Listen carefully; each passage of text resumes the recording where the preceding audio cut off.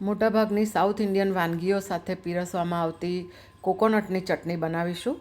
તો એને માટે મિક્સર જારમાં લગભગ અડધી કટોરી જેટલું ફ્રેશ કોકોનટ લીધું છે.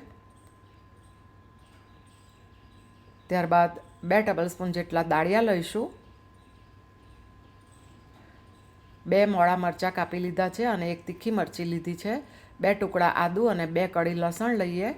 સ્વાદ પ્રમાણે મીઠું ઉમેરીશું અને થોડું પાણી ઉમેરીએ 2 ટેબલસ્પૂન જેટલું અને બારીક રીતે ક્રશ કરી લઈશું અને એક બાઉલમાં ટ્રાન્સફર કરી લઈએ. મિક્સર જારમાં થોડું પાણી લઈને ચટણીને પૂરતા પ્રમાણમાં આપણે લિક્વિડ ફોર્મમાં બનાવીશું અને સારી રીતે મિક્સ કરીએ. ત્યારબાદ એક વઘાર તૈયાર કરીશું. તો વઘારિયામાં 2 ટીસ્પૂન જેટલું ઘી ગરમ કર્યું છે.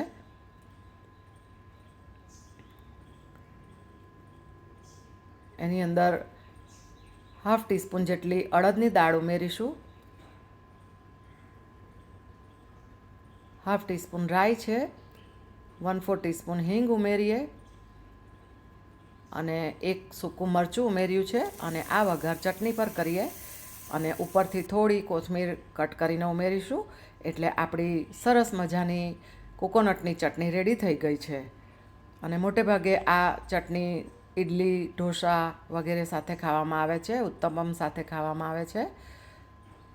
અને આ ચટણી અને ઇડલી તથા સંભારનો સંપૂર્ણ ડિટેલમાં વિડીયો મેં મારી ચેનલ પર પોસ્ટ કરેલો છે અને સાથે નીચે લિંક પણ મેં આપી દીધી છે.